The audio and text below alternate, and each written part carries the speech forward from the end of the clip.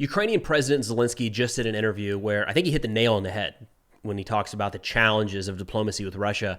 But I do think he isolated some people, possible supporters of their cause, with some of the things he said in here. Now, the article is in The Economist, kind of a clickbaity title, if you ask me. It says, Donald Trump will never support Putin, says Vladimir Zelensky, but Ukraine's president fears that some of his country's Western backers are losing faith. I'm going to bring up that kind of what he gets into there, talking about Trump and Putin. I don't know that that's necessarily the major piece of the article, right? But it's something that's going to get people to click, I guess.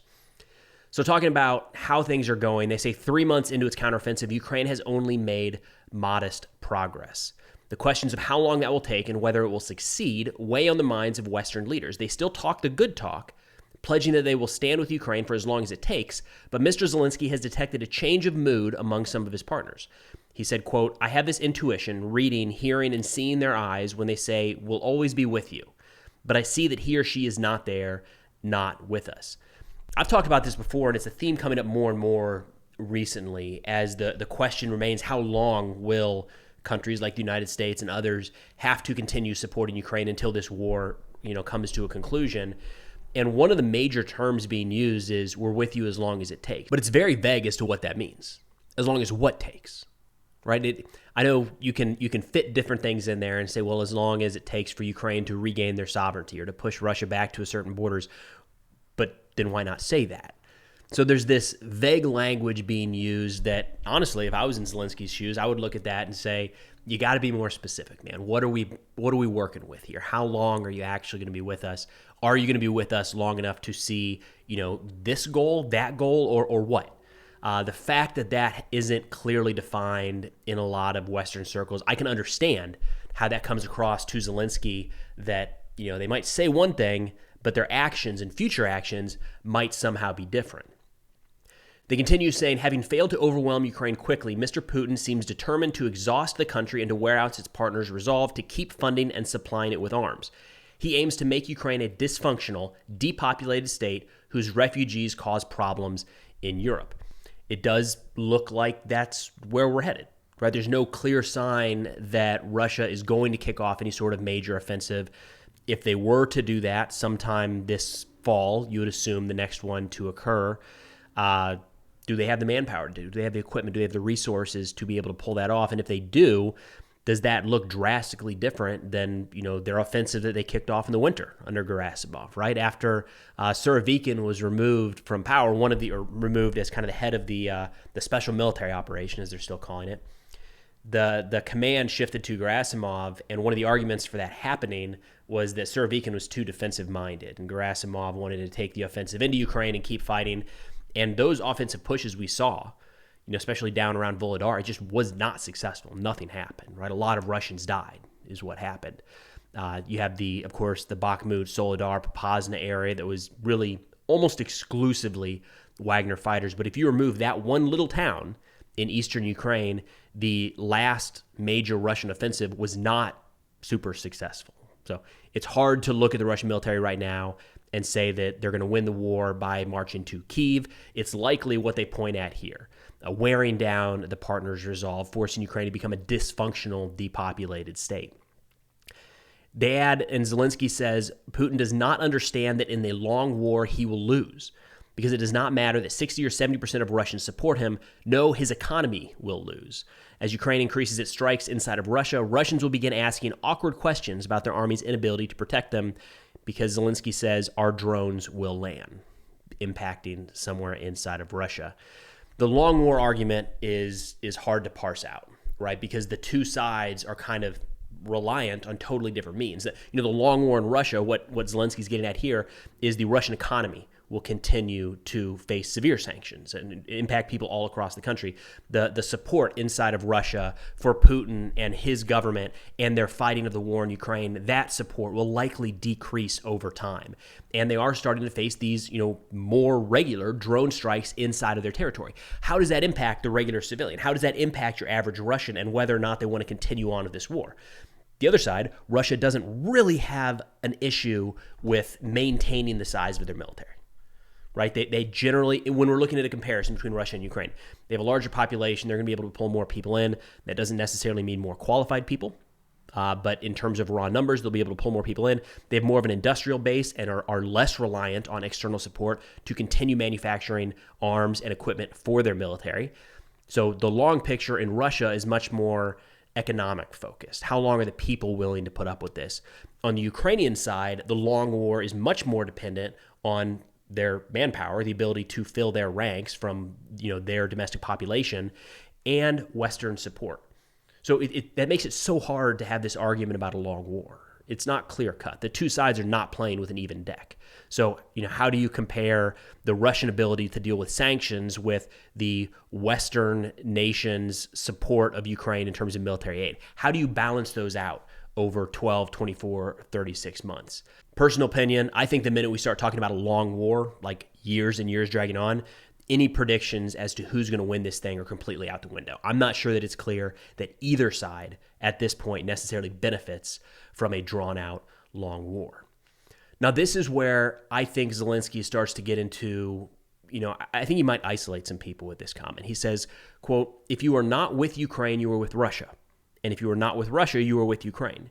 And if partners do not help us, it means that they will help Russia to win. That is it." And he kind of draws this line, and online, I've seen this for months and months and months, really back to the beginning of the war, where in its extreme, and this is not the majority of people, but in its extreme, you can find people on both sides where if you're not repeating,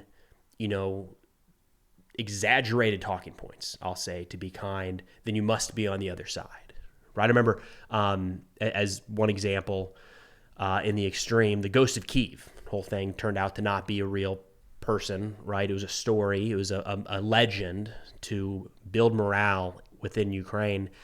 There were people early on that pointed out this doesn't look legit, and they were lambasted. How dare you? It's Russian propaganda to say that this thing isn't true. But they were just throwing a little healthy skepticism, in an area where there is so much confusion about what's going on. So it's interesting to see Zelensky kind of throw this out there. You're either with us or you're against us. There's no middle ground. And where I think this might isolate some people is I think there are a lot of folks, this reminds me of there's polls when people go around asking questions and you get these responses and you think those are off the map. Who's coming up with this stuff? And I always view that as when you ask somebody, you have to, what is your opinion on religion if you have to have an opinion? Well, not everybody has an opinion, right? And when it comes to this topic right here, Ukraine and Russia, not everybody has this in their top 5, 10, or even 20 items that they're focused on day in and day out. And this kind of language, if it permeates and ends up kind of catching steam, it forces people to make that decision and say you're either with us or you're against us. And, I think for the people that are 100% lockstep with Ukraine on their side, want to see them win, no questions asked, it's not going to do anything, right? You already got them. But for the segment of the population, be it in the United States or just generally abroad, there are a lot of people kind of in the middle ground. They don't want Russia to win, not by a long shot. I quoted a recent focus group that I heard where it was a group of people that wanted to stop, at least slow down aid to Ukraine, but they didn't want Russia to win. It's that grouping of people that I think makes up a lot of the population. Maybe not a majority, but it's a good chunk, going to them and saying, if you're not 100% behind Ukraine, then you're supporting Russia. I think that's going to rub a lot of people the wrong way and maybe isn't going to send the message that Zelensky is hoping for here. Continuing on, it says, scaling down that help in terms of Western aid, Zelensky argues, may not just anger Ukrainians, but Western voters. They will start asking what the whole effort was for. Quote, people will not forgive their leaders if they lose Ukraine. One of the things he pointed to was, or one of the things kind of mentioned in the article is Afghanistan. The idea that we fought in Afghanistan for so long and then just walked away, and what the hell was that even for, right? And the suggestion that something similar could happen in Ukraine. We look like a country and a people that are there for a little bit, but not willing to stick it out for the long haul. And it's a lost investment, if you will, right? All of the money, because the United States is not in a position where we're losing lives in Ukraine. So the metrics that the United States would be looking at would be money and equipment lost, trying to support Ukraine. If Ukraine were to come, if we were to stop entirely and Russia succeeds on the battlefield, the question could be asked, what was that even for? I understand that sentiment. I think it could hold some weight, but, honestly, Afghanistan, we were losing lives as well right up until the last few days when we pulled out. And as much as I wish that, that conversation was still happening about Afghanistan, not the pullout piece at the very end. I think that was going to be a challenge, no matter who did it, quite frankly. But, what were we doing still there at that point? That whole conversation isn't happening. So if that's not happening and it was costing American lives and a ton of money, I'm not confident that an argument about not forgiving our leaders if they lose Ukraine, I don't know that that's going to stick.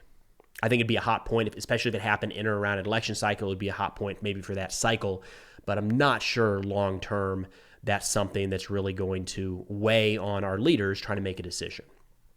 Now, getting into kind of the headline of this article, they say, or Zelensky says, Trump would never support Vladimir Putin. That isn't what strong Americans do. He expects Joe Biden will stay the course if he's reelected. I don't think this is so much, my read of this is I don't think that this is a prediction. He's not trying to get in Trump's head and understand what Trump believes or doesn't believe.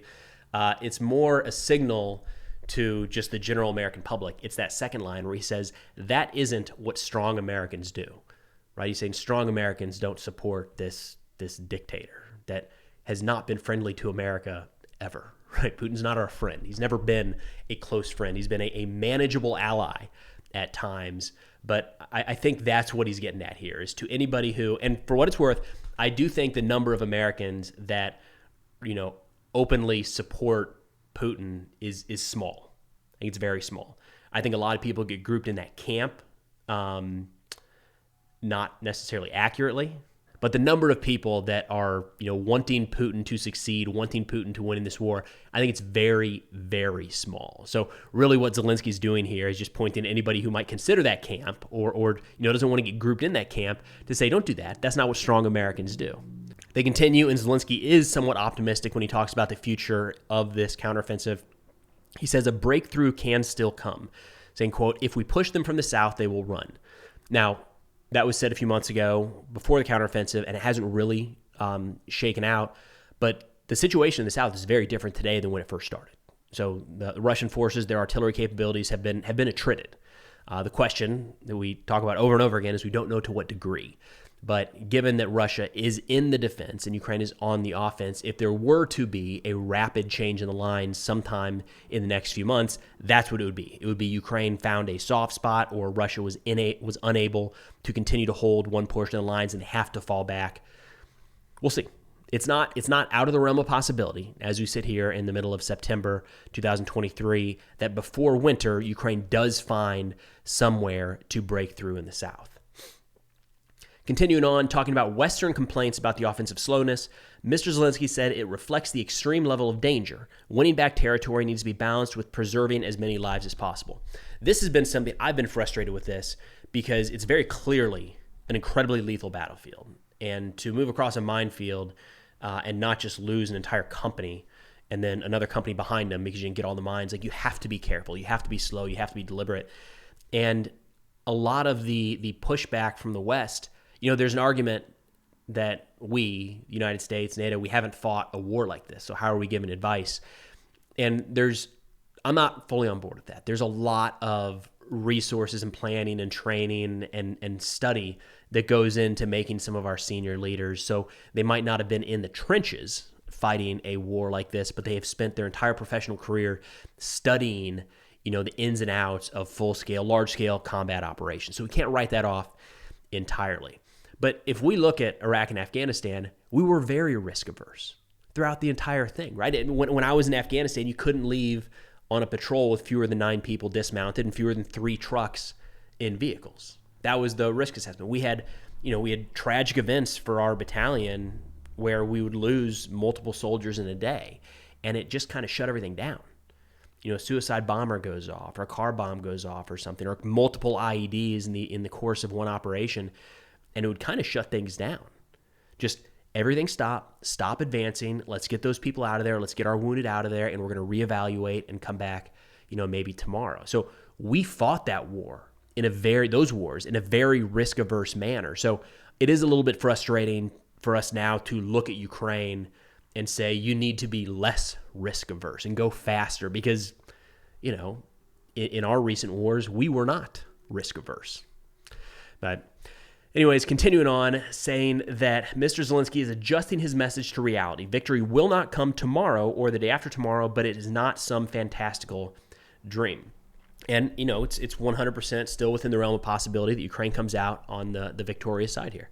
I think the war is completely up in the air, and he's maintaining that positive outlook. Zelensky rejects the outright of compromise with Vladimir Putin. War will continue as long as Russia remains on Ukrainian territory, which is a very valid stance for Ukraine to take, 100%. As long as there are Russian troops on our land, we will continue to fight. They say those who choose to talk to the man in the Kremlin are tricking themselves, much like the Western leaders who signed an agreement with Hitler in Munich in 1938 only to watch him invade Czechoslovakia. The mistake is not diplomacy. The mistake is diplomacy with Putin. He negotiates only with himself. I have the World War II comparisons have gotten a little old. They got a little old early on in this war. We just don't have a lot of other relatively recent historical examples to point to. And this is one that I've not been super keen on, the constant comparisons of Putin to Hitler. I think there's a lot of differences. And the world is a very different place today than it was in the late 1930s. But I think he hit the nail on the head here. And I think it was really important for him to say, the quote, the mistake is not diplomacy. The mistake is diplomacy with Putin.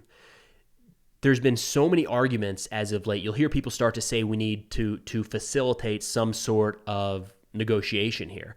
And there are some that come down so hard on that and say that is accepting defeat for Ukraine. And I think that is a very poor stance to take. I think it's a foolish stance to take that's going to cost a lot of unnecessary lives, because just the concept of negotiating at baseline is not inherently beneficial to one side or the other. We don't know what those terms are going to be, right?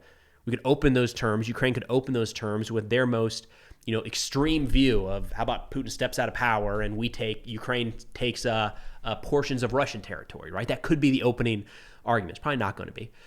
But to completely write off negotiations at all, I think is a mistake. But he raises the challenge with it right here. It's not that diplomacy itself is the problem. The problem is any sort of diplomacy with Putin. For that, when you're talking about one of these parties being essentially completely untrustworthy, it feels like this is going to have a heavy dose of international support, international oversight. Way over my head as to what that could look like, but there's not going to be a situation where Ukraine and Russia sit down at the table, hash something out between themselves, and come to any sort of agreed upon solution in the near term. I mean, again, I don't know that negotiations are on the table at all between the two parties right now. And then wrapping up, Zelensky says, curtailing aid to Ukraine would only prolong the war. And I was thinking about this after I read the article. On the one hand, you can frame it as he's going to say anything to get more aid to flow into the country, right? You wouldn't expect Zelensky at this point to say, hey, I think we're good. We're probably going to wrap this thing up soon, so whatever the next package is, don't worry about it. Or cut it in half. We'll be fine. Like, he's never going to say that so long as the war is going on, right? So you kind of expect anything to increase aid in the long term. But if you step back and kind of envision what this looks like, Ukraine is still very much in this fight. Now, the equipment is helping them in a lot of ways, but it's the Ukrainian soldiers that are storming those trenches, that are flying the drones, that are evacuating their wounded and conducting the intel, doing everything they need to carry on this war. It is hard to imagine that if artillery ammunition stops flowing into the country or Western cruise missiles stop coming in, those soldiers aren't just going home, right? There's Russian troops on their territory, killing their brothers and sisters, their mothers and fathers and their children. It's an armed population to a degree now with how many people are in this service. The war is not going to stop. It's going to change.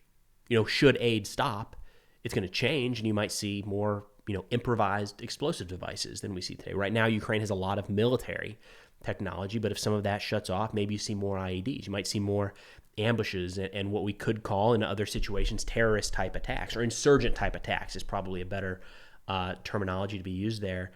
Unconventional warfare, low intensity conflict. Like, this war is not going to stop if the aid stops. It's just going to take a little bit of a different form. So again, in stepping back after reading this article, the idea that shutting off aid would prolong the war, I think I generally agree. At the very least, it's not going to stop the war, right? The war will 100% continue. Just the animosity built up now between these two sides, the war will continue. It'll just take a little bit of a different view. But that's all I got for now. Again, I'll put a link to this article in the description below, as well as a link to the national security sit reps I put out in Substack once a week. It's 7 to 10 topics with links out to various sources, as well as podcast recommendations direct to your inbox. But thanks for watching, and I'll see y'all next time.